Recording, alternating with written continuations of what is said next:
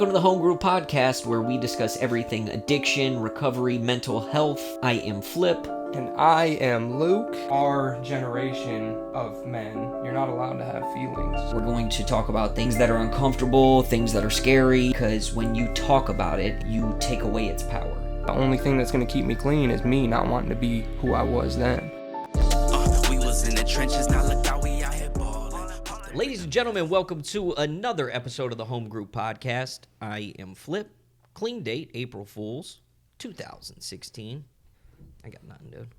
I got nothing. I spent all my time Nothing setting for the up. mic, huh? I spent all my time setting up. Nothing dude. for the mic. And I'm Luke. Clean date October 11th, 2017. Just a little bit of Nicorette. Today, we have a special guest on the show. He is a father. He is a husband. He is a recovering addict who has built himself up to own multiple businesses, and he's on a big comeback right now. He's on a comeback tour. And I would love to welcome William Camp. Yay. Is that what we're calling this? Is the comeback tour? Yes, That's news to me. All right. Welcome, Bill. How are you? I'm doing well, man. How are you Okay. fellas doing tonight? You know. And you're announcing clean dates and things like that. So, I'll first say I've been clean all day. I've been clean all week. There we go. I've been clean all month. And I've been clean all motherfucking year. Ooh-wee. Anything beyond that would be bragging, right? But I'd like to brag. Of course, you're.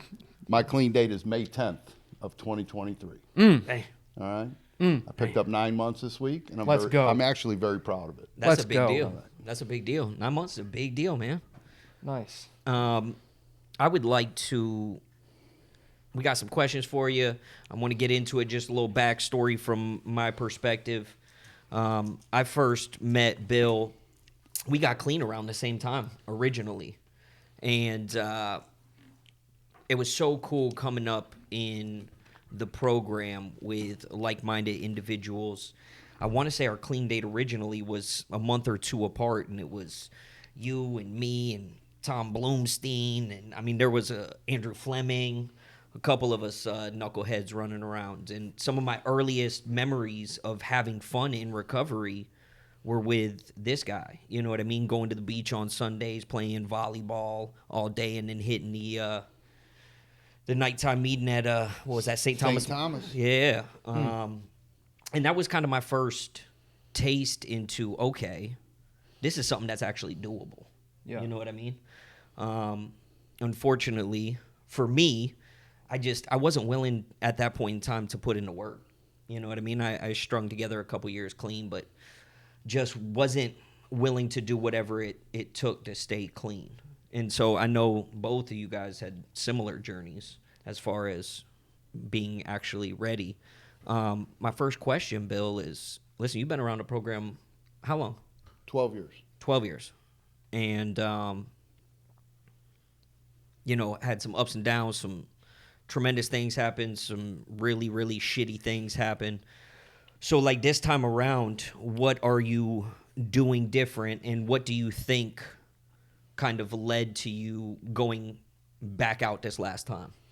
So I won't say that I'm doing a ton of stuff differently than what I've done before when I was in recovery, right? Because, there's a lot of things that you got to do every time you're in recovery, or it's just not going to work, right? That's just my, my perspective on things. But I would say the biggest thing that I've done this time around is really tried to maintain a level of honesty with myself, my sponsor, my wife, and a couple of guys that I'm really, really close to, where there isn't any shady or sneaky shit going on in the background, which has been the case in the past, right? Like, years ago when I had a lot of clean time, I got myself involved in some stuff, that wasn't above board, right? And like, you know, you can only hold on to that kind of stuff for so long before it starts, affecting the way you move through everyday life, right? And so I believe for somebody like me, I can trick myself real easily into believing that some of the shit that I'm doing is okay, right? And then it little by little will start eating away at my character that I'm trying to portray in recovery, right? And the position that I've put myself in this community and in business over the years kind of requires me to, even if I'm not being a stand-up guy, to fucking pretend that I'm being a stand-up guy. And over periods of time where I've had to pretend that I was a stand-up guy, that shit eats away at you, right? Because I'm preaching, right? I'm preaching how we got to do things to guys that I work with, to guys that I'm in recovery with, and meanwhile, behind the scenes, I'm doing shit that is completely the opposite of that, and not talking to anybody about it, right? And so, those are some of the things that have really gotten me in trouble in the past, right? That double life will get you. I've been married now. My anniversary is actually next week, the 23rd, next Friday. So a week from today, I will have been married for 3 years to my lovely wife Ariana. A little shout out, But Wow. And over that period of time, we've been through a lot, bro. Like, you know what I mean? Over a very short period of time, we've been through a lot. And we've come out on the other side of that now, where it took some time, right? It took, because she didn't know me, right? And so for me, being with somebody that's normal, right, it was very easy for me to manipulate the situation. And part of your question was, what caused you to go out the last time? Well, I will say that the last time that I went out was kind of just a continuation of, when I went out right after my wife and I got together, because I had convinced myself I was with this new girl and she was normal and she had normal friends that would party a little bit, right? And they all had, it was weird because they had fucking jobs and shit, and would get up and go to work, and and I was like, hold the fuck up, man.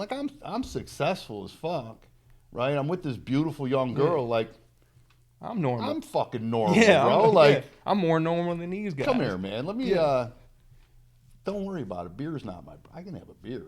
Yeah. And I definitely need a Xanax to relax once in a while. It's probably medically necessary. You know what I mean? Right. You see the stress that I'm under, right? And when you're talking to somebody that's actually normal, that doesn't have any experience in recovery, those conversations are easy for me to manipulate, right? And so that caused some problems early in my relationship, because now I'm all of a sudden not living the life of recovery and stuff, right? And so I made some what I'll say were valiant attempts at kind of half-assing my way back into the program. I went to a program out in Arizona for a while, and it actually helped me a lot. Dealt with a lot of trauma stuff that I'd been through, and I was able to stay clean for a while after that. I came home, my wife immediately was pregnant with our first baby and shit. And had a lot of action. A lot of action. So I had action. I had a lot of stuff going on at work, right? And so I was able to kind of trudge through, but it was, it was still a situation where I really, I had some pride issues in the way, and I just didn't really feel like being in recovery. You know what I mean? There was a lot of me that wanted to be clean and knew that I needed to be clean in order to take care of some of the things that I needed to take care of. And obviously I didn't want to put this girl through any more turmoil than I already had. But I have enough experience around here to know that if I'm not working a program, I'm not in recovery. I'm a real drug addict, dude. I'm not one of them guys that took a couple Percocets and fell off my fucking chair at the library and shit. You know what I mean? And my dad sent me to fucking rehab. No, I was a down and dirty fucking drug addict that when I use, I can't fucking stop. And there were these little snippets that I was getting away with it. You know what I mean? And that was the worst possible thing that could happen. In retrospect, I wish like things would have fell apart like the first night that I used, because I would have been able to get back on my feet and take it seriously a lot quicker, right? But things happen for a reason, man. And I went through a couple of things over the last couple of years. I will tell you, it got, what kind of propelled me into like taking this shit serious again, was that like I got kicked out of my own house while I was in a fucking psychiatric ward, because that's where I ended up this time, because I couldn't stop and I couldn't sleep. And the next thing you know, when I finally did sleep, I woke up basically with a paper fucking suit on in some place in Tampa, and like couldn't leave. Suicide watch. I don't know what it was, but I was like Baker acted. Yeah. And then they Baker acted me again while I was there, because I was telling them that I wasn't fucking wait, crazy. hold I on. got the double Baker act. Double Baker act. You know what I mean? So Baker acted while getting Baker So here I acted. am, and you guys know me pretty well. Like, Yeah. you know what I mean? Like, I'm not crazy, right? Let's get Right. that straight right off the Right, bat. right, So right. like, I'm trying to have like a logical conversation with this doctor and going, hey, the fuck are you talking about, bro? Like, crack the fucking gate. It's time for me to go. How much do I got to pay to get out of this fucking place? Because I'm leaving. And he's like, Mr. Camp, go sit back down on your bunk. You know what I mean? I'm like, what the fuck is going on here? What a humbling experience. And at the same time, I'm on the phone with my wife, and she's crying and telling me, well, you can't come home. Damn. You know what I mean? Like, and it might be over. Yeah, and I'm like, that's God damn. And like the truth of the matter is, like, we can laugh and joke about it now, and I do, right? Like, in a small way, but it's like, and she was pregnant, like, again, with our second kid. And like, those are the types of things that, like, once I start using drugs, that like I forget all about. right. Is like, I got a little baby at home, I got a pregnant wife at home, and here I am just getting completely fucked up and willing to throw my whole life away, right? And stay up for 5 or 6 days because I can't stop, right? And so thank God that they threw me in the psych ward. Thank God twice. that like, right, and like kept me there Right. for 7 days, right? And thank God that like my wife threw me out of the house and said, no, motherfucker, when you come back to this area, you can go to the Harvest House. I got you a bed down there. And so I said, guess what? Okay, no problem. Yeah, I was going to say that. You got real, the willingness was at an all-time high when you got back. You know what I mean? Man. Yeah, because it scared the fuck out of me. Because I didn't want to lose my wife. Yeah. I mean, you guys know what I've been through before, losing a child. And Yeah. like the thought for Yeah. the first time, like since I had started fucking around and like, haha, like I'm fucking up, whatever. Like the thought crossed my mind that like I might not be able to see my fucking kids. Yeah. Right? And it like drove me to a point that I was like, man, I better take this shit fucking serious again, man. And I know that I can do it. No amount of money could have saved you in that position. No. It's money not doesn't- often you see a Lamborghini parked at the halfway house. You know what I mean? So I'm just saying, like, you know what I mean? You can't, there's no... that tough love. I tell people all the time, right? Like, because they, we get a lot of questions and stuff like that, and like people are trying to navigate that territory, and it's really hard when you love somebody and when you care about somebody, and you know the type of person that they are when they're clean. So when they've fallen off the wagon and they're struggling, it's really hard to put your foot down and say, like, listen, like, enough's enough. Figure it the fuck out. Like, shit has to change. Yeah. And so, like, I commend her for doing that, because that's not easy for a lot of people. And a lot of people will enable people to death. Right. And that's just the reality. Yeah. It happened to me for a long time before I came into recovery the first time. So, yeah, thank God for my wife, like, that she was like, fuck you, dude.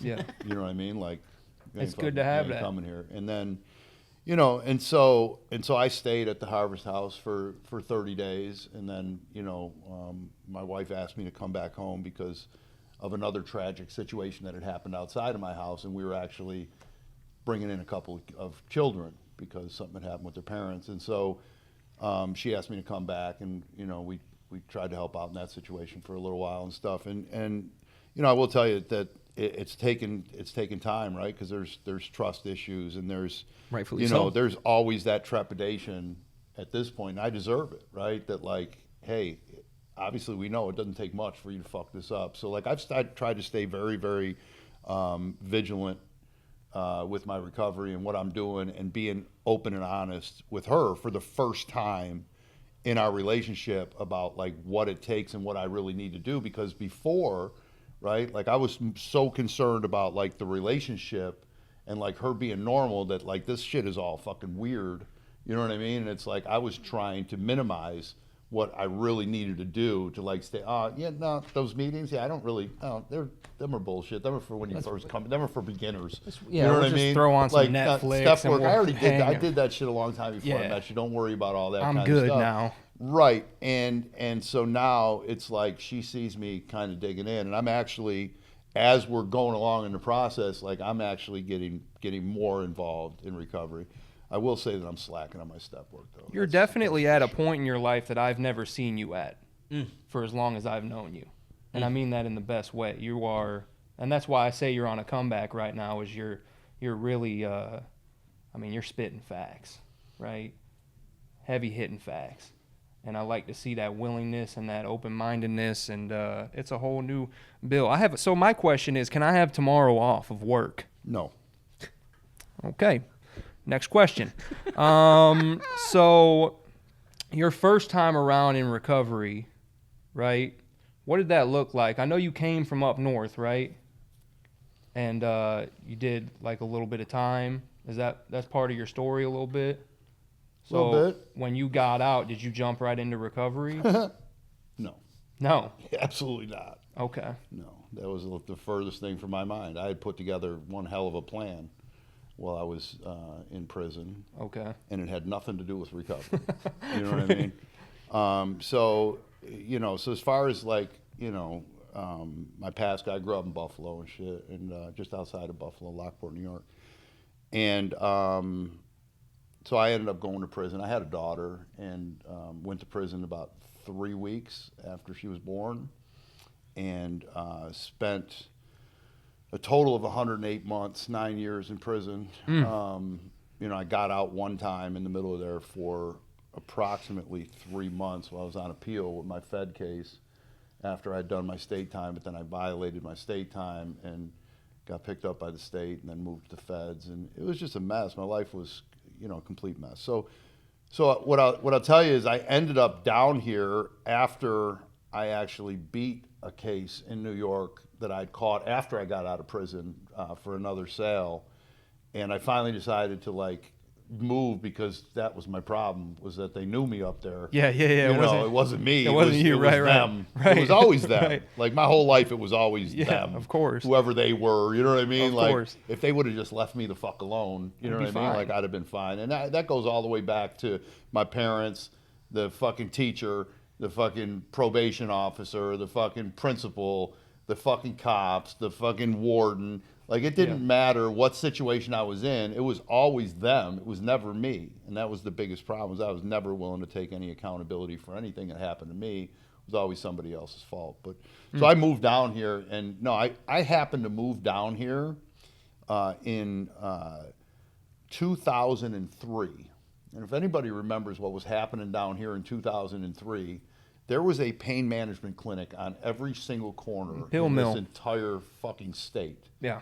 And I kind of jumped headfirst into that whole situation and got into a combination of that and some crack cocaine and a little powder, and my life was a complete mess until 2011.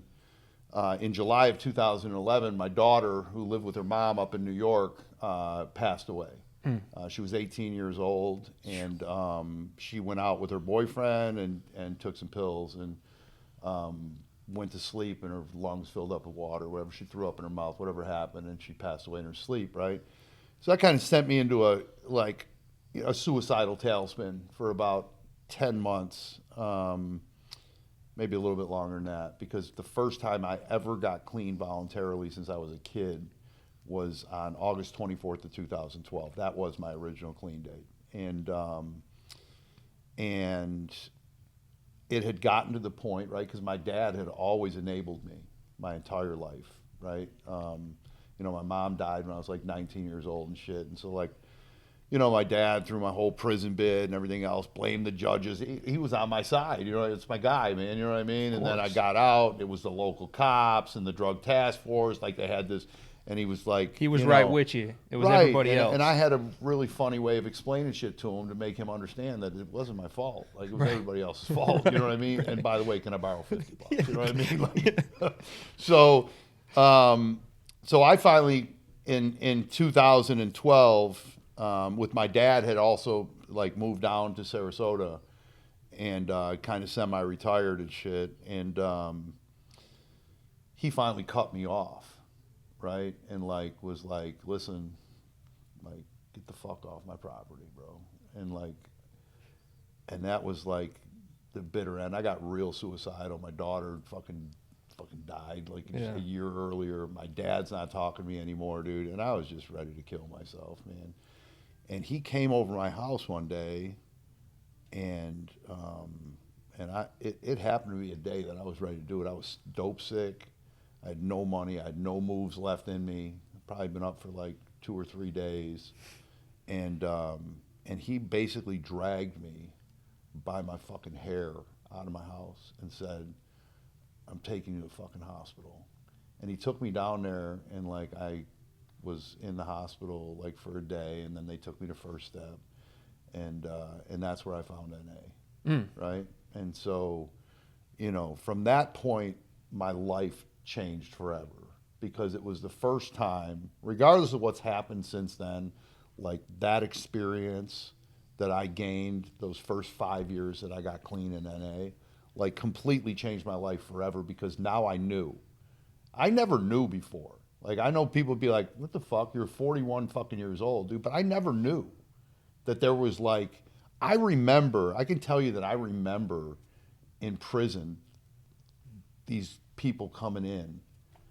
And I remember somebody talking about it, because we'd always ask different programs and shit, you know what I mean? Like, but somebody said something about AA. I never paid attention to it for more than 5 seconds. I never went to a fucking meeting while I was in there. Like, I didn't care about any of that stuff. And I just, you know, it took a long time for me to even admit that I had a problem. It was just that I enjoyed the lifestyle. Like, that was what I wanted to do, right? Like, I had convinced myself that it was like fun to like stare out the fucking window for fucking 12 hours straight, or like fall asleep in a plate of fucking spaghetti was like enjoyable. Build right? a spaceship. Yeah, and it's like, you know, so once I got into NA for the first time and like got 30 days, 60 days, 90 days fucking clean, like by my, you know, I know it was the pro, but it was like by my, like I did it without being locked up in the hole. Yeah. Right? Like I was out and I was actually free in the world, and like wasn't using drugs every day for the first time in fucking like 28 years, bro. Like it was like, holy fuck, man. It's almost like I can actually do this, something different with my life, right? And so, you know, I built upon that for a few years, and then obviously some of the stuff we talked about before, you know what I mean? Like I slid into some old behaviors, man. Those characteristics are, you know, regardless of like, I understand people change and our characteristics change, man, but like I know from experience that it's not that hard to go right back to being fucking that guy, right? If I start putting chemicals in my body, or I start utilizing some of those behaviors again. Yeah, you're that I used to do.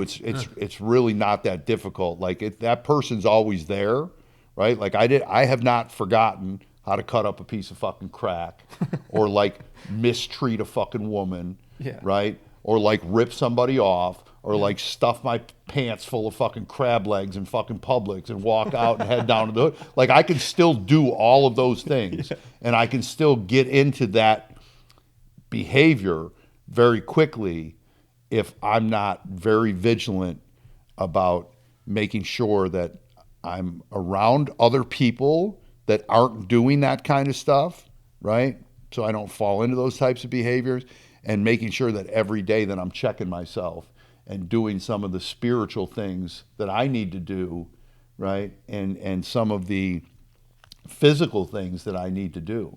right? Like checking in with my wife all the time, like making sure when I get out of work that I'm going right home and telling my wife what happened during my day and everything that's going on, right? And that, again, back to that level of honesty, right? Like as long as I'm doing that on a daily basis, I feel safe from my fucking self, right? Like I'm really trying to protect me from fucking me. Like not anybody else or any outside force. Like everything that I need to become evil again is right inside of me, right? And it's like a matter of kind of like taming that fucking beast, Yeah, right? And the way that I do it is by feeding my soul with a whole bunch of good stuff. And it's not about just good; it's about good behavior, right? It's like I have to practice good behavior every day in order to maintain that type of thought process in my head, because it doesn't take long, man. It's happened to me plenty of times. So It's about as real as it gets. God bless, boy. No. Makes me Need feel another real. Nicorette after that. Makes me feel real bad about the job we've been doing with this recovery podcast. God Need bless. another Nicorette after that one, boy. Okay, so I want to talk about something real quick. There was a time when you tried to save my life with my brother. I remember. And I didn't know you. Nope. First time I met you.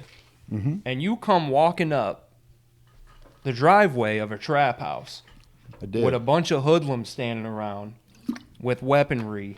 Mm-hmm. And you're coming in unarmed.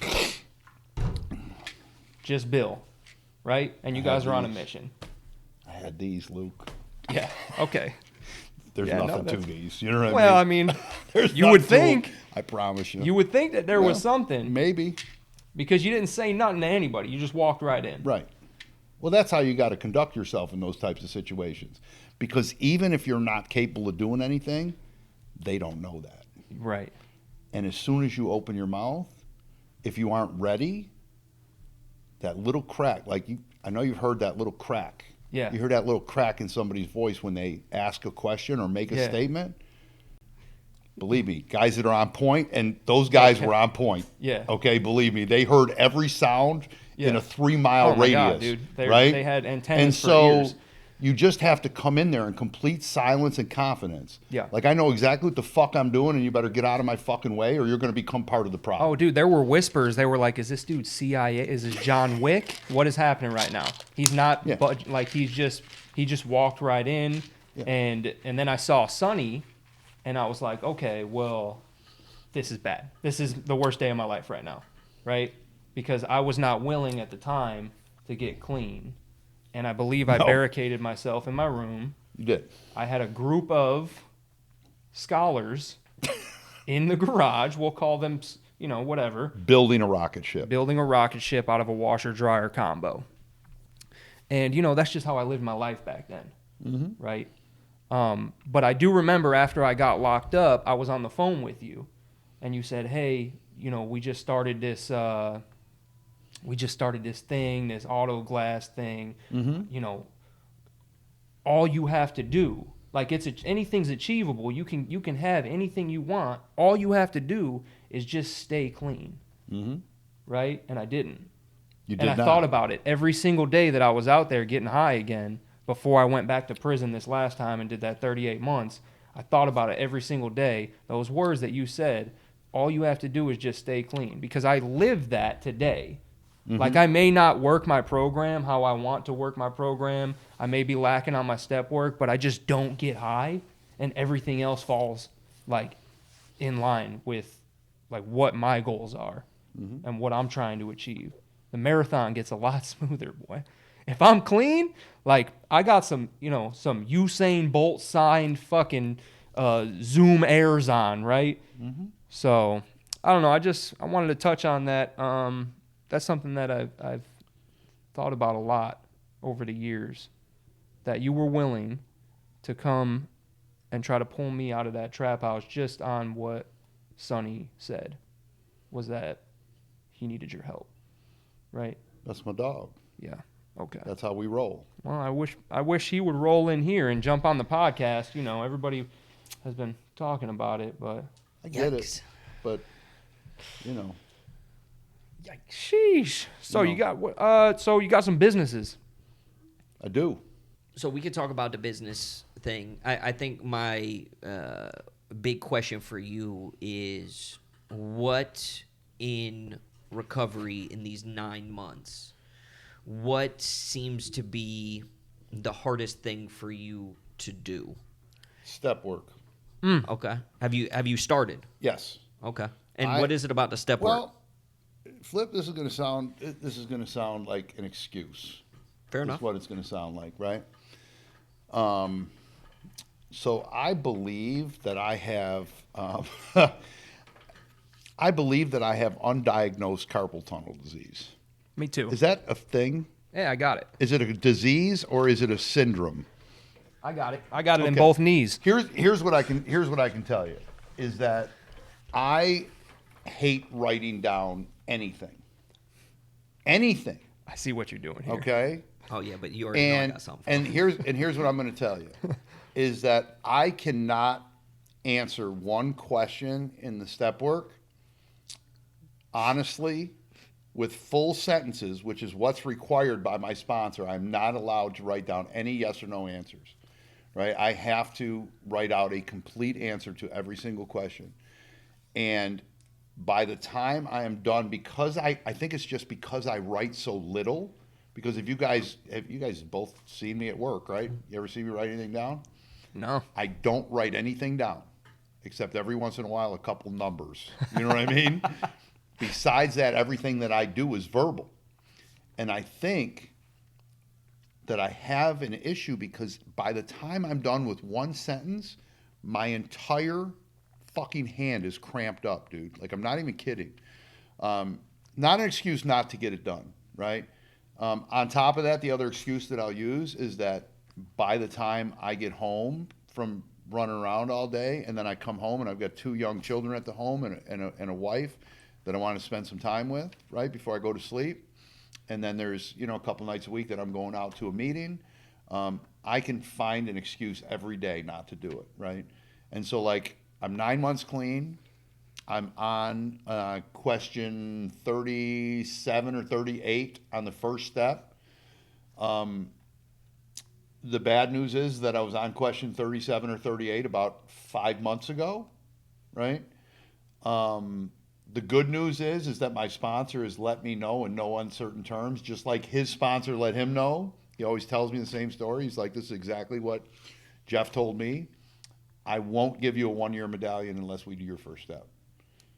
And he said, and Jeff told me the same thing because I was in the same exact position you were with 9 months clean. I probably had about 15 questions answered, right? And so there's hope.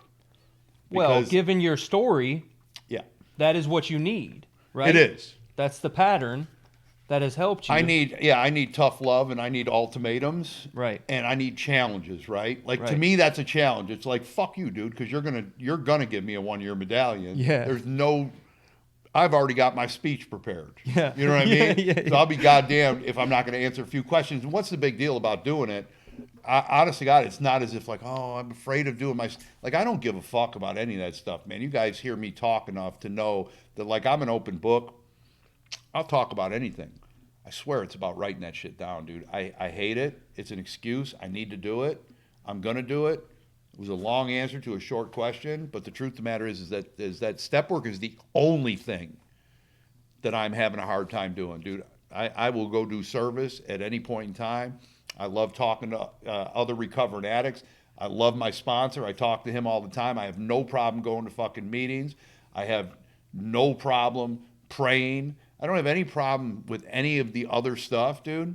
It's writing that shit down, dude, because my fucking hand hurts, bro. So, My hand hurts. I don't know if you've heard of this thing. It's, somewhat new. It's talk to text. Talk to text. I mean, so it's an option, right? And if not, at least How does it work? one question. Like, I think one. I mean, that sucks. You know what I mean? Like, if you're in pain doing it, like, I'm not sitting here saying, it's got to be done. But talk to text. You're good on your phone. Do you think? Let me just ask a random question. Do you think that anybody is chat GPT in their fucking step work Ooh, right now? 100%. Wow. 100%. Being like, I'm on step fucking 8. Yeah. I've been clean for 3 days. I don't need to do my step work. Elon Musk has got it for me. Right? I'm good. Damn, I never even thought about that. That's Sam Altman, by the way. Okay. OpenAI, ChatGPT. Elon left the company. Did he? They kicked him out of there a while ago. Well, Neuralink. Luke, Right? Yeah. what's your toughest thing in recovery My toughest thing in recovery. today? I think my toughest thing in recovery is trying to not focus on everything that I could have had if I hadn't have fucked up. You're still on that? Yeah. Really? Yeah. Everything that Wow. yeah. I think that's, you know what I mean? Like if I Well, had, because it's a lot.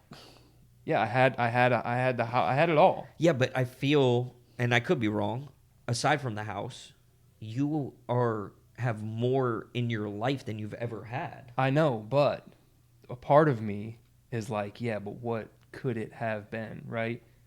That's a dangerous spot to be. I know it is. Yeah. I know, but and that's the thing. Like I have the tools to be able to know and to recognize that, you know, character defect, and to say like, well, your life is better than, you know, it ever has been, ever, right? I've never been in a position where I'm able to see. So I'll tell you a little story. So I saw my brother today down in Fort Myers. Old Matty boy. Matthew Grant. Shout out Matt Grant. Episode, we're going to have him on episode 337. So he was in his cruiser. And Oh, that's the cop car you were in. yeah. Okay. Yeah. So I was like, I'm going to take a picture in his cop car. I'm going to send it to everybody. Let them think that Luke's gone again, right? Bill, round up the reinforcements. We got to go down there to Northport. So I jumped in the back seat, right? And I looked down, and there's a H baggie on the floorboards, right? And That's weird. You never told me that. Go ahead. Continue. yeah, well, How'd you know what was in the baggie? I was hoping we would all split it when the podcast is over with here. Was but it a wax pack? Just kidding, huh? Was it a wax pack? No, I mean it was like a clear plastic baggie. So how'd you know it was an H? I mean, I How could. did you know what was it in had it? all the familiar symptoms of a. Well, lots of things look that way. You know what I mean? Well, no, I mean. So what I was saying is, what were we talking about? Yeah. The hardest thing in recovery for me, right? Was getting out of that cop car clean. Yes. So, right. How crazy is it that I was able to have a bag of dope in my hand and not put it in my pocket and save it for later, right? And then I started thinking about, like, how crazy is it that my brother is driving around, even though he's a cop, whatever, with a dope baggie in his back seat, because all of my other family members, if we had a dope baggie just floating around in our back seat, I call that a missed opportunity. You know what I mean? Like, really? So Damn, how come I never got arrested and found a dope bag in the back of a cop yeah, car? somebody was trying out to get the intro to contraband. You know what I mean? I Bill do. knows what I'm talking about. Yeah, I don't know what that has to do with. What was I talking about before that? I don't know what that has to do with what my hardest thing in recovery is. Well, you were. But I just wanted to share I don't that. either. And what I like about having this meeting after my home group is that, like, if I don't get to share there, I can come and I can talk about it here, because I wanted to talk about that there. So that's kind of like a burning desire thing, Okay. right? It's pretty sweet. I got this backup here. I like that. So yeah, no, I just listen. Like, I know my life is way better than it could have been, and I know my life is way better than it was, right? I don't know if it's way better than it could have been, but like I can ground myself to know, like, my life is great today, right? But also there's that little voice in my head that says, like, hey, fucking Credit Karma just hit you up and said, hey, congratulations on your $300,000 in equity for the house in Northport, right? Because I still had that as my address. So I'm like, wow, I could have, that could have been a big win for me. Yeah. So there's little things, right? Yeah, but it wouldn't have been a big win. Yeah, like, what would it have been worth? Bill, how did it look when you came down there? That house was worth about $56. Yeah, I mean, 54 of that was No, the I mean, was the you know, spaceship that somebody's was coming getting in built. to buy that house. It's a teardown. Yeah, it's a You know rebuild. what I mean? Like, It's a rebuild. I had "Welcome to the Trap" spray paint. It was on the news. Yeah. "Welcome to the Trap" spray painted on the wall, front entryway, right when you walk in. The lady was like, "Oh, look, you can tell it's a trap house because they got it painted on the walls." That's "Oh, embarrassing. Pan over here, check this out." That's embarrassing. You know what I mean? I was long gone at the Yeah, time. Everybody was out. House was condemned. That's what happens. I think the one thing you got to keep in mind, Luke, is that if you wouldn't have gone through the things that you went through, you wouldn't be where you are today, Right. which you just admitted is the best place that you've ever been in your life. It is. So, like, trying to think about what would have happened if I wouldn't have done the things that made me have to go through the shit that I went through to get to exactly where I am now, which is the best spot in my life. It's kind of a rabbit hole that you don't want to go down, because guess what? Shit could have turned out to be a fucking disaster. Yeah. Well, I'm talking about current disaster Right. you could be in right now. Still. If everything wouldn't have happened exactly the way that it did to put you in this exact moment right now. Those are things that I have to remind myself of all the time, because I've lived through some fucking disasters and some tragedy and everything else. And like, do I think sometimes like, damn, I'd like to go back in time and change some things? Well, you know what? Of course I would, right? And like, you think about that and things that you've lost, right? And like daughters and wives and things like that. And it's like, okay, yeah, but, right? Like if all those things don't happen, and I'm not God, I don't get to control all those situations. So maybe all that stuff had to happen for reasons in my life or other people's lives in order for me to get to the exact point that I'm at right now. And if like I believe in a God, right? Like I'm believing that everything has got some type of purpose behind the scenes that I'm not even supposed to know about, right? And so now maybe I start thinking about some fucking Terminator shit, right? Like maybe all that had to happen, right? And like all these situations I had to go through got me to the point where like I could meet my wife. Another shout out to my wife, just Wow, in case. the I know double- she's watching. double She said shout she was out. going to watch anyway. Yeah. But so that I could have these children, because maybe one of my daughters, right, is going to all of a sudden meet some fucking guy that's going to create some fucking machine that's going to beat the fucking machines that are trying to take over the fucking planet. And we've got an actual Terminator situation right here. Yeah. But all of this stuff had to happen in order for me to get there. And I know it's a little bit far-fetched, right? Maybe everybody doesn't want to think of that crazy. But sometimes I have to think that way to go, why else would I be the one to survive and go through all this stuff? Well, there's got to be a greater purpose behind it, because I do believe in a loving God, man, that like is not just out here fucking punishing me for all of my bad deeds, right? Like, no, I believe that like I'm, born again in the blood of Christ, bro, and like I have like been put in this exact moment at this exact time for a reason that is beyond my understanding. And my only job from this moment forward, right, is to act accordingly and do the things that I'm supposed to do. And as soon as I veer from that, I may cause a fucking glitch in the fucking matrix and things won't work out. Yeah. And all of a sudden fucking John Connor Skynet. doesn't make it and Skynet takes over the fucking world, bro. Right? Yeah. Like I think some crazy shit like that, because I have to wrap my brain around like, why am I here? Why have I been given this? Like, listen, man, I always considered myself one of the worst people that I'd ever met, right? Like I was a terrible human being. I did some terrible fucking things. It landed me in some terrible fucking places, right? And I treated other humans fucking terribly for a long fucking time. How in the fuck did somehow I end up in a position where like I have a certain level of responsibility, not only over my wife and my fucking children, but like to a certain degree, I have a level of responsibility over a whole bunch of other adults, and like the dependence on like their paycheck and having a safe, healthy work environment to be in every day. Like me, Right. like, are you fucking kidding me? Like, Right. so like it can kind of like get to my fucking head sometimes. Sometimes in a I guess egotistical way if I'm not careful, but other times in like a way that like, wait a minute, man, like, one of these days, these people are going to all figure out like who I really am, and like run as fast as they fucking can, because Billy Camp the crackhead is fucking running shit around here. You know what I mean? Like, and so it's like I really have to kind of keep myself fucking focused. Yeah. Right? Because the last thing that I want to do is let myself down, and let my family down, and let the people that depend on me down.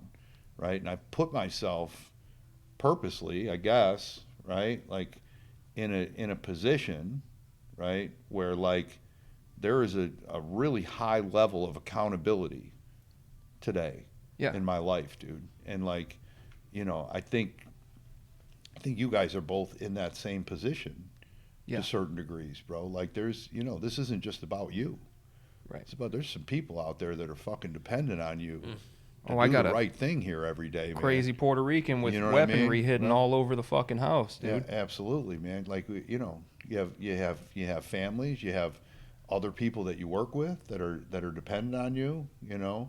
You know, and you guys are doing a great fucking job. I can tell you that. I did want to give Flip a live on the air shout out for the job that he has done with this new training program that really he developed. Like, I'll try to take some behind the scenes credit for some of it, Okay, but there's well, nothing. this isn't behind the scenes. Well, this is a behind the scenes we're look live. at the podcast, and we can cut out all the parts that don't make me look like I'm important. But what I'm really saying is that Flip developed this fucking training program on the fly very quickly, and we've just graduated like our first 3 fucking trainees out of there, and they are fucking head and shoulders above anybody else at that point in learning how to be a fucking medical recruiter. And they have also developed a fucking bond, like an emotional bond to Flip. Like I was talking, my brother-in-law happens to be one of them. You know what I mean? And we were talking about Flip over dinner tonight, and he was like, man, he's one hell of a fucking guy. Like, he taught me a lot, man. And like, you know, and he's getting ready to maybe make his first play, make his first money as a medical recruiter, right? And so like, even little things like that we don't even, you know, we're just going about our daily lives and not realizing like other people that we're affecting, right? And like you're affecting that guy's life, and the other 2 people that came out of there, you're affecting their life in a positive way because you're teaching them a fucking skill set that they may use for the next 30 years of their life to provide an income for their family, right? And like their kids, and then their kids grow up and go to college, and behind the scenes, Flip had something to do with that because he's doing the right thing. So like, sometimes if we really kind of follow that fucking trail, we realize how much bigger the things that we do on a daily basis are than just about us and like earning a paycheck and hanging the fuck out. Like, we can be affecting generations of other people's fucking lives if we provide a positive impact on them, dude. And it's like, it's a huge thing, and I am proud of you, bro. Like, you've done a great job with that, man. Thanks, man. It's something that, you know, in early recovery, I think a lot of people struggle with, you know, self-esteem and self-worth issues and stuff like that. And obviously it comes with time and it comes with work. But anytime that I'm put in a position like that, you know, I take it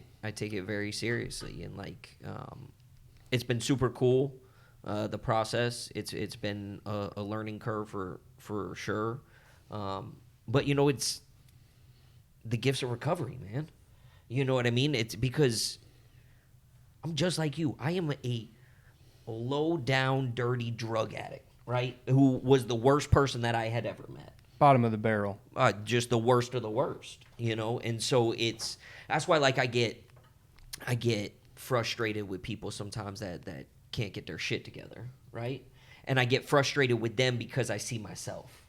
I see myself in them, you know what I mean? And I just want to shake them. But it's like, if you look at just the small circle of people that we know, Luke and Sonny and Trey and, just a lot of the people that we work with, like each one of those stories, if you were to tell a normal person, just have a one-on-one with any one of those people, and they're like, yo, this is my life. They'd be like, what the and you're still alive? Right. And so it's so cool, and it's we only got one shot at this life. Yeah, and I spent enough time pissing it away, and so it's like any opportunity that I get, I try to seize the moment, and it's been super cool, and it's been super cool to do it with people that I came up in the program with.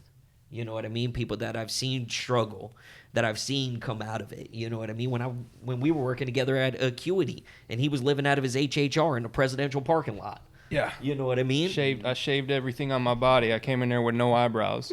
I penciled them on. I had a blue ballpoint pen, and I drew my eyebrows on with a blue ballpoint pen, looking like I came straight out of Circus Olay, thinking I look, you know what I mean? Yeah, I can get away with this.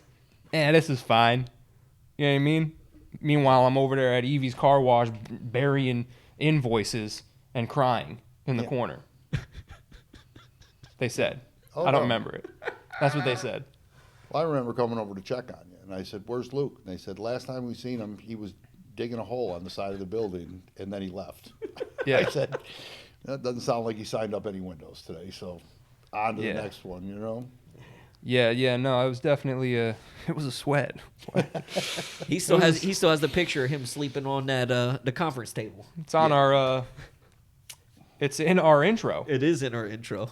I'm face against the table, slumped, still got my phone and my pen in my hand. Right. Ready to write some deals. Send me out. Put me in, coach. And we did. Yeah, you did, for sure. Yeah. Wow. Boy, the gifts of recovery, huh? Well, that's what that's what it's all about, man. I mean, we're all if you look and something that I've been struggling with is like being in that comparative state. You know what I mean? It's easy, just kind of like you, looking at kind of what you lost, right? I find myself comparing myself to a lot of people in a lot of various things, and a lot of times I have to remind myself of the gifts that I do have, right? I have a beautiful family. I have amazing children. I have an amazing house. I have an amazing job. Like, I get to work with, like, my friends. Yeah. You know what I mean? Like, and so we have so much to be grateful for, but it's so easy to just get caught up in life, man. It's so easy to just get caught up in just, like, bro, I was so caught up. My mom's birthday was yesterday. And I even talked to my mom on the phone and didn't wish her a happy birthday. Now, she was coming over to the house today, and obviously we had, cake and dinner and, gifts and stuff like that. Like, that was all planned. But I woke up this morning to go to the gym at 5:15, and it hit me, and I said, I'm the worst. Oh, my God. Like, I even talked to her on the phone. Yeah. And I was even thinking to myself when I was talking to her, because she was like, and? You know what I mean? Like, and she was trying to set you up for the, she was trying to help you out. Yeah, she was throwing me alley-oop. I bought myself some flowers, Flip.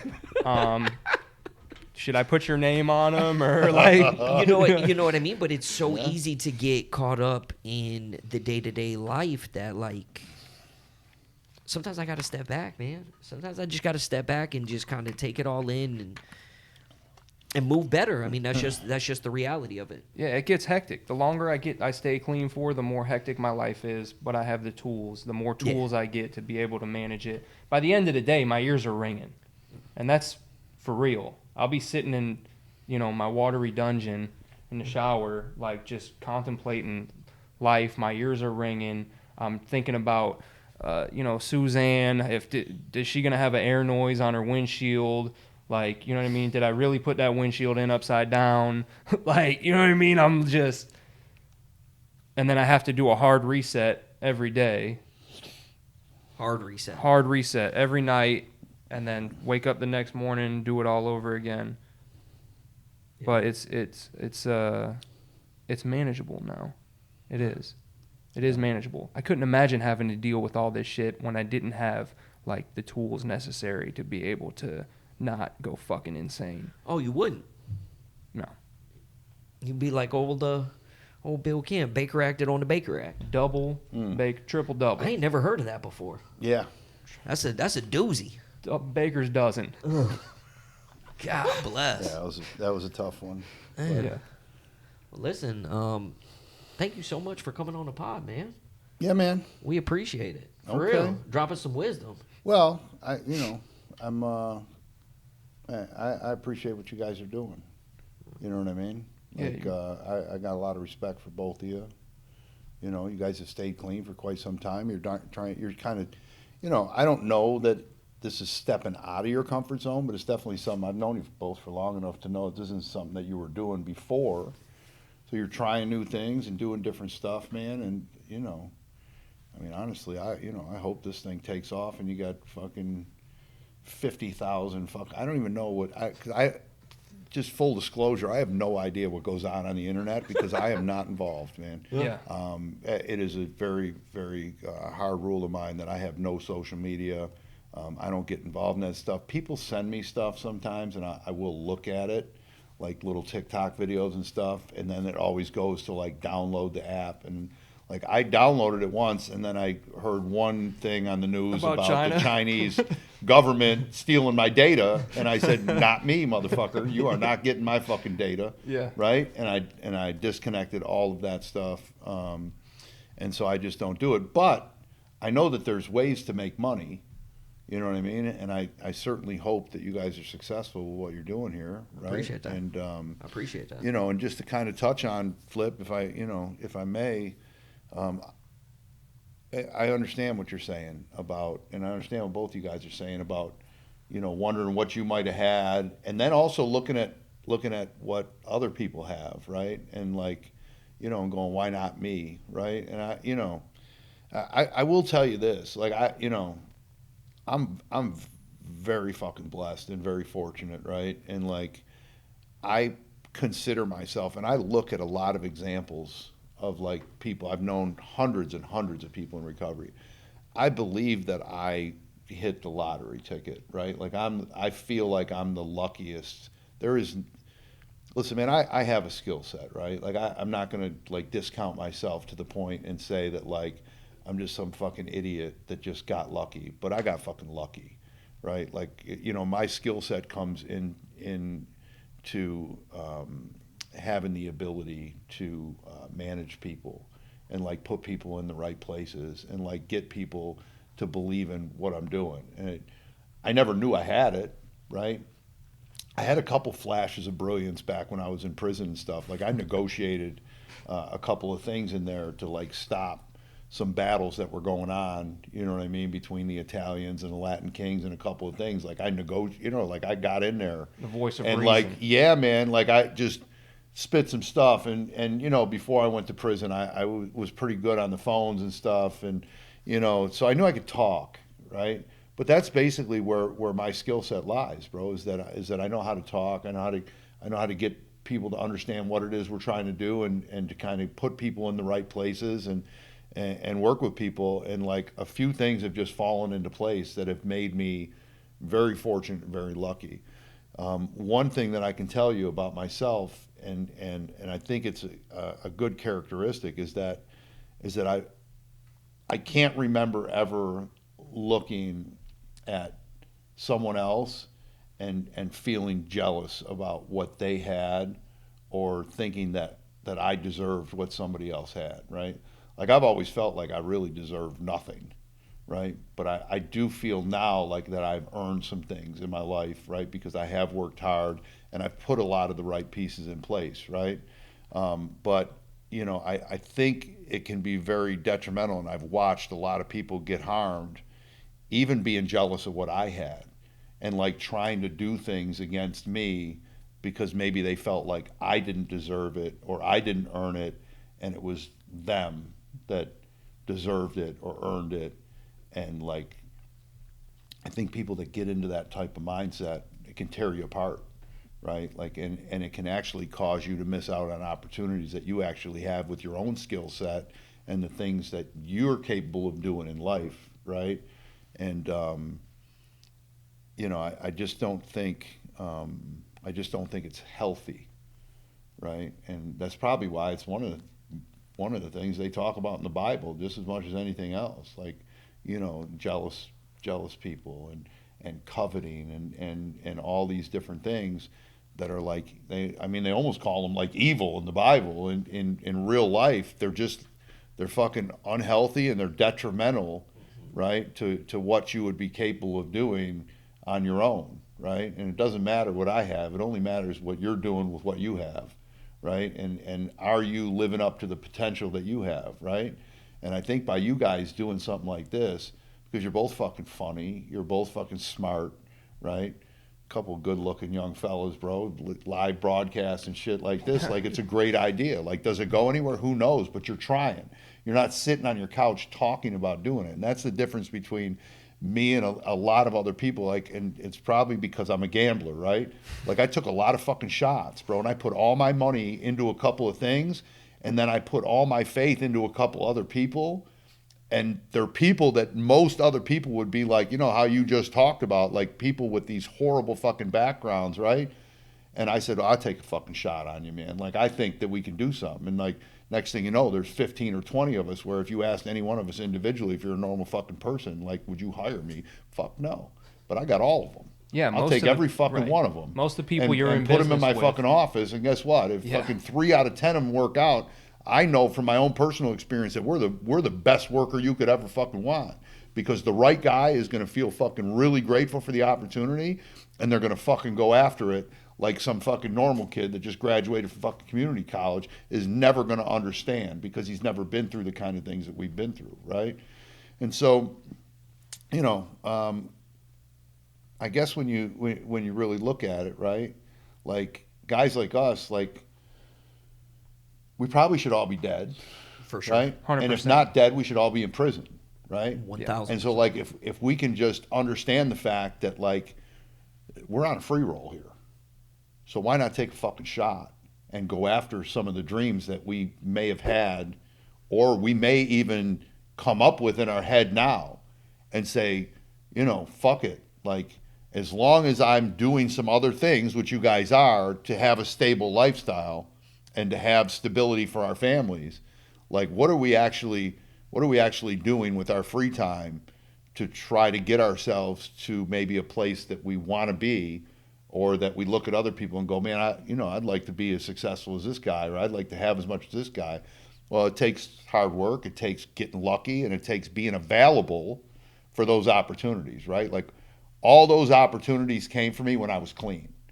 Like, none of that stuff happened for me when I was sitting in the fucking hotel room looking out the window, right?